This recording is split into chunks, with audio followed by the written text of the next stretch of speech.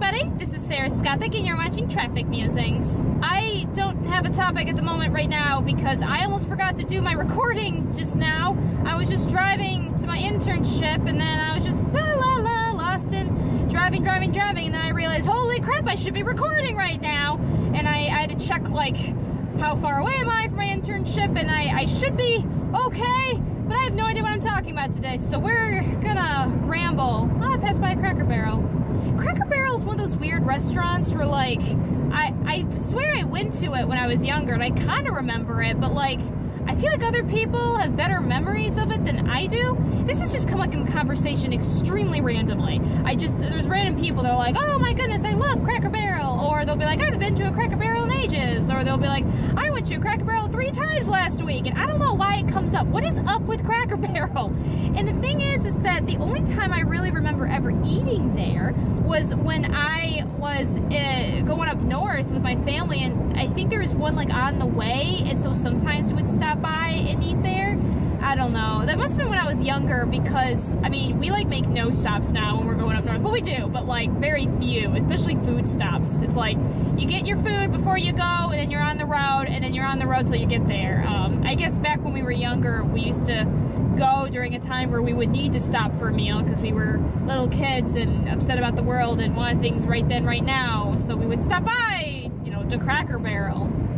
And everyone like tells me like, oh yeah, their breakfasts are great. And I don't know, I remember their mashed potatoes aren't bad. I think I would just get like the chicken and mashed potatoes. I don't even remember. The only thing I remember about Cracker Barrel was the triangle game, the peg game. I used to be really, really good at that when I was little. Not because like I knew any good strategy. I just was one of those people that like, I just kind of thought on the fly with those things. And sometimes I get really, really lucky.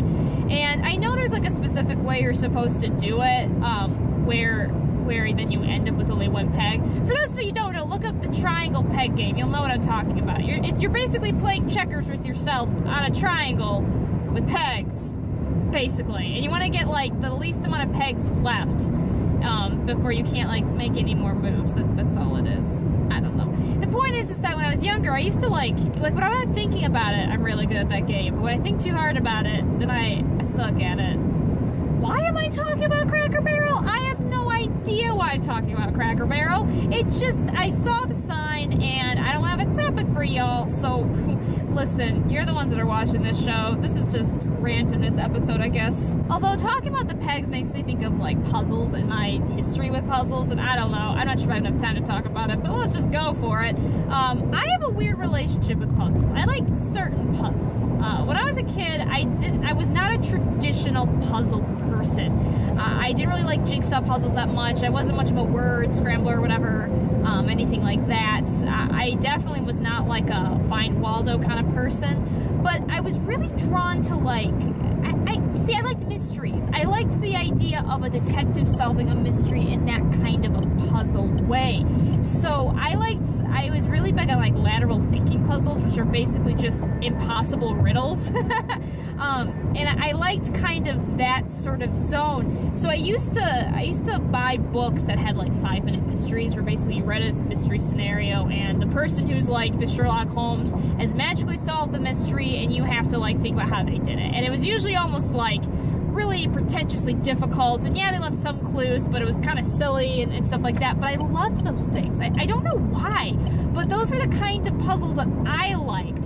So computer games were kind of a weird thing for me because finding the Nancy Drew series was really revolutionary for me because those kinds of point-and-click puzzles I liked, you know, the kind of the inventory use, the kind of resource manage, like figure out a resource, kind of like, it's basically testing your resourcefulness and testing like, what would you do in this situation, you know, what, or even just kind of taking the information you're given and putting it together and stuff like that. And so, you know, Nancy Drew games were pretty good at that. Now in the slightly, not the newest games, I don't know much with the newest games, but like the later games when I started playing, they did have more actual puzzles because basically to kind of pad out the game a little bit to actually have a game, because the older games, I can tell you, like, they were great in that they just kind of gave you like little clues and they didn't really point them out. It's just that if you noticed them, then you could figure out the mystery. I mean, you still could get the good ending even if you didn't quite figure it out, but just those little clues like that. But the games themselves were otherwise extremely short if you knew what you were doing. Like, the actual puzzles, there weren't many actual puzzles, you know? So, but I still really liked that. And lateral thinking puzzles, I mean, my brother can make fun of, they'll make fun of me for this. We have a book that's in our bathroom that's just lateral thinking puzzles, like 100-something of them, and they're really stupid. Like, they're, as in, like, they're impossible to figure out. There's more than one answer, but they don't account for that. And when you find out the answer, it's just like, oh, of course, you know, it's always just kind of like a withheld information. And they make my brother so angry, and it's really funny because he doesn't, like, know what to do with himself with this, with all of this. But, I mean, I don't know. I think what happened was when I was younger, I always felt like I had horrible lateral thinking puzzle skills. I was terrible at riddles because I had friends that knew riddles, and I could never figure them out, which was just because I didn't know the riddle. Once you know the riddle, you know the riddle. Like, that's all there is to it. But, I mean, my mother always seemed to be really good at riddles, and I just felt like, I don't know, I kind of just felt very stupid about certain things as a child. I know for me, my perception, like, noticing, like, details, I personally felt, I don't know if I actually had this problem, but I personally felt I had very poor ability to, like, look at details and take in information. I basically, like, even though I didn't really read Sherlock Holmes, I read Nancy Drew, so I'm just gonna use Nancy Drew's example because she's basically like a young female Sherlock Holmes in a way, but I wanted to be able to do that. I thought I was really stupid at those kinds of things. I always felt like, oh, I'm too dumb to, like, notice details and put information together and, you know, use inductive, or I think it's inductive reasoning and stuff like that. And I don't think I was. I really, for my age, I probably wasn't, but I thought I was. And so I had this, like, wanted to pursue, you know, being able to figure things out like a detective. I mean, when I was younger, that's kind of what I wanted to be when I grew up, without really being able to verbalize that I want to be a detective. I was, like I said, I was obsessed with Nancy Drew, and I liked the idea of Sherlock Holmes, even if I didn't really read his books that much. I read a lot of Miss Marple, and a little bit of Hercule Poirot, so, you know, Agatha Christie kind of stuff. So there's that into it too.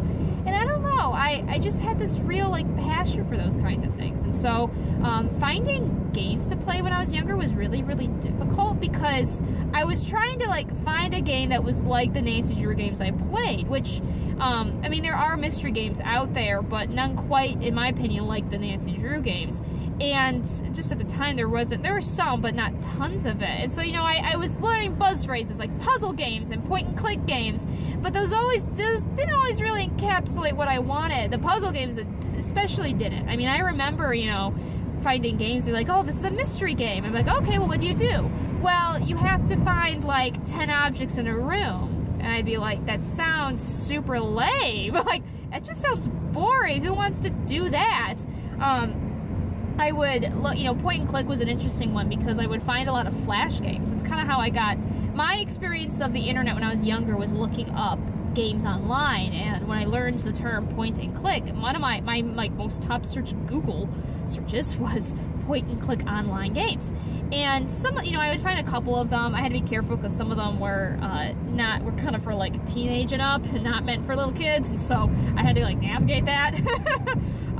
But it's a weird thing. Like, yeah, I'm not speaking properly, but it's one of the reasons why the Phoenix Wright games also super appealed to me.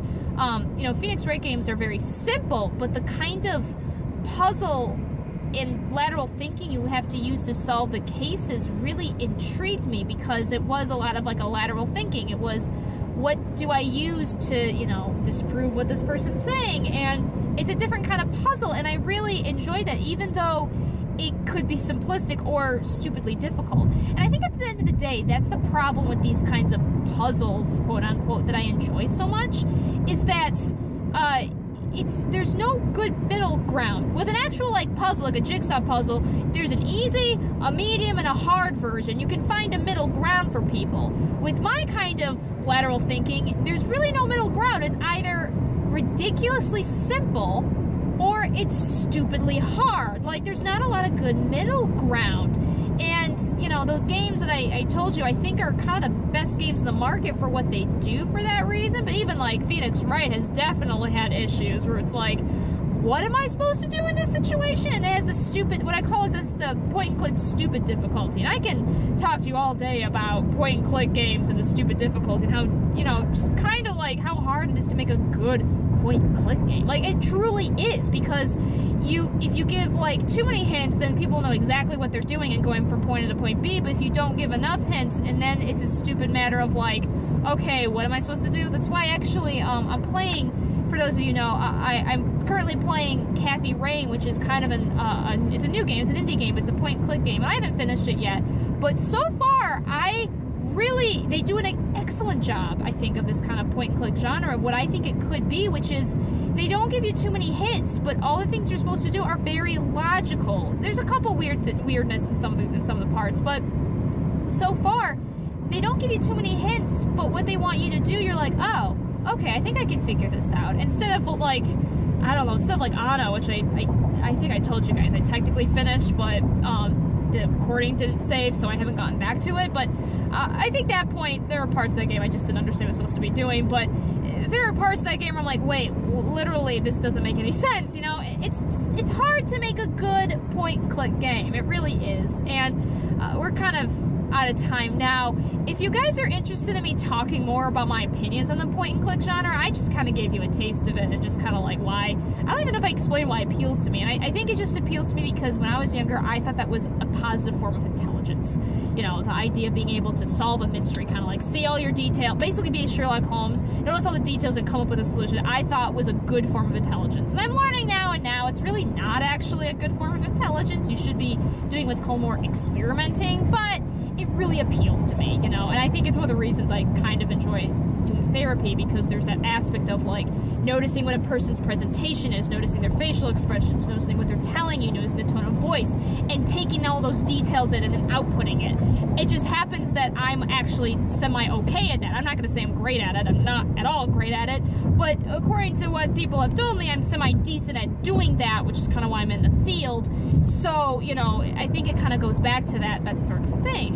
One of the reasons why I tell people I'm definitely a Ravenclaw, not a Hufflepuff, because that's just how my brain works. Not that I can't be empathetic, I am, but it's through that sort of like picking apart details. Anyway, this kind of went all over the place. Did I start this episode starting like talking about Cracker Barrel? Where do we go from here? I don't know. Tell me in the comments below if you're interested in me talking about point and click games and like kind of more analyzing, you know, the good and the bad and the ugly and stuff like that. So I don't know. I don't know if this was even interesting, but it's a subject that's dear to my heart, so I have to give it. And I'm sure I'm gonna come in. I mean, it ties so closely to like my past experiences with the internet, which that's a whole other episode. So that would be kind of funny. Anyway, just tell me what you think. I'm kind of rambling at this point. I hope you guys have a wonderful day. I hope something amazing happens to you. Without further ado, I hope to see you all in the next episode. Bye!